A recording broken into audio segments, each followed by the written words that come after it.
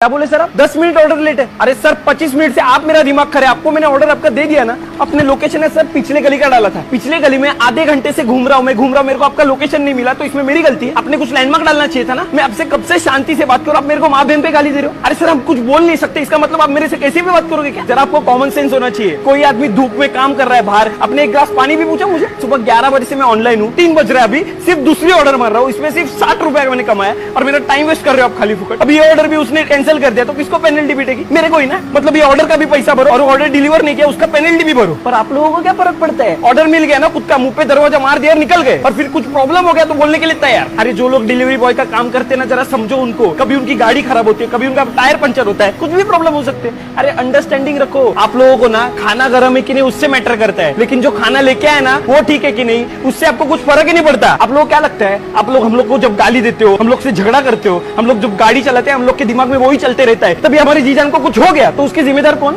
और अभी बरसात का टाइम आएगा, बरसात के टाइम में भी आपको ऑर्डर टाइम पे चाहिए होगी, खाना भीगा तो भी आप चिल्लाओगे। हम लोग तो क्या बारिश बिरिश, हम लोग वाटर प्रूफ आदमी है ना। हम लोग कोई भी काम हो उसे छोटा मत समझो। वो काम कर रहा है अपने खुद के लिए कर रहा है, अपना पैसा कमाने के लिए कर रहा है। तो फिर वो सिग्नल पे फूल बेचने वाला हो या फिर रास्ते पे पानी पूरी बेचने वाला हो, छोड़ो, आपको क्या फर्क पड़ता है? एक आया दूसरा गया, आपको सिर्फ ऑर्डर करना है, फूड डिलीवरी लेना है और गाली देना है और निकल जाना है। आपको कुछ फर्क नहीं पड़ता।